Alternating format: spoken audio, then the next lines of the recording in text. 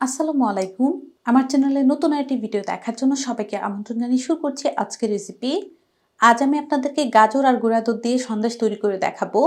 এই সন্দেশটা খেতে যতটা মজা, বানানোটা ততটাই সহজ। তাহলে ভিডিওটি শুরু থেকে শেষ পর্যন্ত দেখতে থাকুন। গাজর আর গুঁড়া দুধের সন্দেশ তৈরি করার জন্য 250 গ্রাম গাজর কেটে এভাবে স্লাইস করে নিয়েছি। আর স্লাইসটা দেখুন কেমন করেছি, এমন পাতলা পাতলা স্লাইস করে নিতে হবে। এখন এই গাজরগুলো যা করব, গাজর গুঁড়া দুধের সন্দেশ তৈরি করার জন্য চুলার মধ্যে আমি একটা ফ্রাই প্যান বসিয়ে দিলাম। আর এই ফ্রাই প্যানের মধ্যে স্লাইস করা গাজরগুলো দিয়ে দিব। সাথে দিয়ে দিচ্ছি 1 কাপ পরিমাণ গরুর দুধ।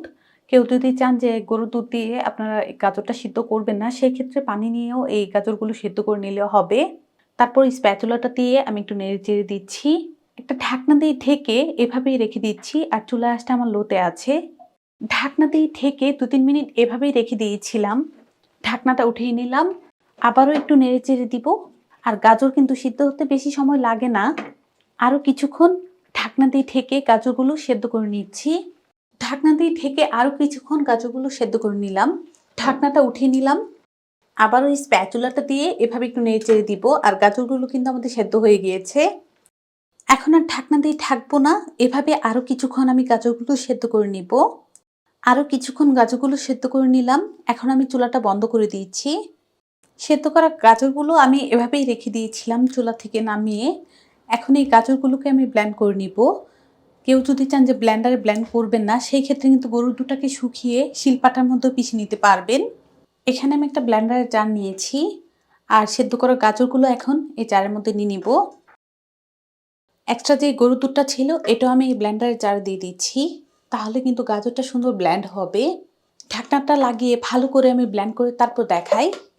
সিদ্ধ করা গাজরগুলো ব্লেন্ড করে নিয়েছি, ঢাকনাটা খুলে দেখাই।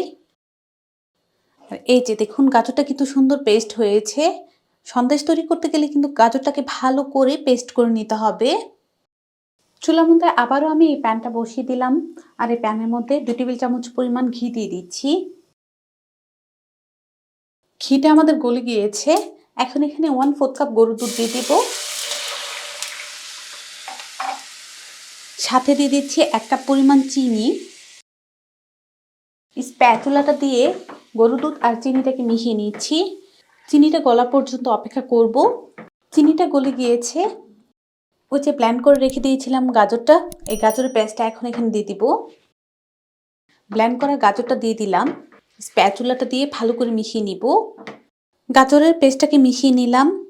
এখন এখানে অল্প করে অরেঞ্জ ফুড কালার দিয়ে দিচ্ছি, যেন সন্দেশগুলো আমাদের আরও আকর্ষণীয় হয়। আপনাদের কাছে যদি এই ফুড কালারটা না থাকে, সেক্ষেত্রে আপনারা স্কিপ করে নিলেও হবে। ফুড কালারটা দেওয়ার পর আবারও স্প্যাচুলাটা দিয়ে মিশিয়ে নিব। আর চুলা আঁচটা লোতে রেখে 2-3 মিনিট এভাবে এটাকে জাল করে নিচ্ছি। 2-3 মিনিট আমি এভাবেই চুলার মধ্যে জাল করে নিলাম। এখন এখানে দিয়ে দিব 1 কাপ পরিমাণ গুঁড়া দুধ। গুঁড়া দুধটা অল্প অল্প করে দিব আর মিশিয়ে নিব। একসাথে দিয়ে দিলে কিন্তু দুধটা দলা হয়ে যাবে, তো অল্প অল্প করে দিবেন আর এভাবে স্প্যাচুলাটা দিয়ে মিশিয়ে নেবেন। আবারও অল্প করে দিয়ে দিলাম আর এই যে স্প্যাচুলাটা দিয়ে ঠিক এভাবে করে মিশিয়ে নিব। আমি গুঁড়া দুধটা 3টি ধাপে দিয়ে দিচ্ছি। আপনারাও চেষ্টা করবেন 3টি ধাপে গুঁড়া দুধটা দিয়ে তারপর সন্দেশ তৈরি করার জন্য। তাহলে কিন্তু আর কোনোভাবেই গুটি দানা হবে না। 3টি ধাপে গুঁড়া দুধটা দিয়ে দিলাম। এখন ভালো করে আমি মিশিয়ে নিচ্ছি। ভালো করে গুঁড়া দুধটাকে আমি মিশিয়ে নিয়েছি। আর এই যে দেখুন, এখানে কিন্তু কোনো রকমের গুটি দানা নাই। অল্প করে এলাচি গুঁড়া, এলাচের গুঁড়াটা দিলে কিন্তু সন্দেশটা খেতে ভালো লাগবে। কারো হাতের কাছে যদি না থাকে, সেক্ষেত্রে কিন্তু আপনারা স্কিপ করে নিলেও হবে। এভাবে কিন্তু সন্দেশটা খেতে ভালো লাগবে। এলাচের গুঁড়াটা দিলে কিন্তু ফ্লেভারটাই অন্যরকম হবে। চুলার আঁচটা কিন্তু এখনও লোতে আছে। আর এই লো আঁচে কিন্তু সব কিছু মিশিয়ে নিতে হবে। কোনোভাবেই কিন্তু চুলার আঁচটা বাড়ানো যাবে না। চুলার আঁচ বাড়িয়ে দিয়ে যদি আমরা এই সন্দেশের পুরটা তৈরি করি, তাহলে কিন্তু এটা পুড়ে যাবে। এখন আমার চুলার আঁচটা লো আর মিডিয়ামের মাঝামাঝি করে দিব। আর অনবরত কিন্তু স্প্যাচুলাটা দিয়ে ঠিক এভাবে করে নেড়ে যেতে হবে। তা আরও কিছুক্ষণ এভাবেই চুলার মধ্যে আমি জাল করে নিচ্ছি। চুলার আঁচ মিডিয়াম রেখে আরও 3-4 মিনিট এভাবেই ভেজে নিলাম। এখনও কিন্তু সন্দেশের জন্য পুরটা আমাদের রেডি হয় নাই। আর যখনই এই সন্দেশের পুরটা চুলার মধ্যে ভাজবেন, অনবরত কিন্তু নেড়ে তারপর এটাকে ভেজে নিতে হবে। সন্দেশের পুরটা কিন্তু কোনোভাবেই পোড়া যাবে না। যেহেতু এই পুরটা এখনও হয় নাই, আমি আরও কিছুক্ষণ এটাকে এভাবেই জাল করে নিচ্ছি। আরও 4 থেকে 5 মিনিট এই সন্দেশের পুরটাকে চুলার মধ্যে এভাবেই ভাজতেছি আর অনবরত কিন্তু আমি নেড়ে যাচ্ছি। সন্দেশের জন্য কিন্তু পুরটা আমাদের রেডি। আর আপনারা কিভাবে বুঝবেন যে পুরটা রেডি হয়েছে কিনা? দেখুন এই পুরটা কিন্তু একসাথে দলা হয়ে যাচ্ছে। তখনই কিন্তু আপনাদের বুঝে নিতে হবে যে সন্দেশের জন্য পুরটা আমাদের রেডি। এখন আমরা এটা চুলা থেকে নামিয়ে নিব। সন্দেশের পুরটাকে নামানোর জন্য এখানে একটা পলি ব্যাগ নিয়েছি। আর এই পুরটাকে এখন এই পলি ব্যাগের উপর রেখে দিব। এই পলি ব্যাগের মধ্যে কেন নিচ্ছি সেটাও বলে দিচ্ছি। পলি ব্যাগের মধ্যে নিয়ে যদি এই পুরটাকে ঠান্ডা করি তাহলে কিন্তু পুরটা আর উপর থেকে শক্ত হয়ে যাবে না। সম্পূর্ণ পুর আমি এখানে নিয়ে নিয়েছি। এখন এই পলি ব্যাগটাকে এভাবে মুড়িয়ে কিছুক্ষণের জন্য রেখে দিচ্ছি। সন্দেশের পুরটাকে রেখে দিয়েছিলাম ঠান্ডা হওয়ার জন্য। আর এটা এখনও উষ্ণ গরম আছে। এই অবস্থায় সন্দেশগুলো আমাদের তৈরি করে নিতে হবে। আজকের এই সন্দেশটা ডিজাইন দেওয়ার জন্য এখানে আমি কয়েকটা ছাঁচ নিয়েছি। আর এই ছাঁচগুলো দিয়ে ডিজাইনটা তৈরি করে নিব। এখান থেকে একটা ছাঁচ নিয়ে এখানে আমি আটকে নিয়েছি। বাকিগুলো আমি সাইড করে নিব। হাতের মধ্যে অল্প করে ঘি লাগিয়ে নিলাম।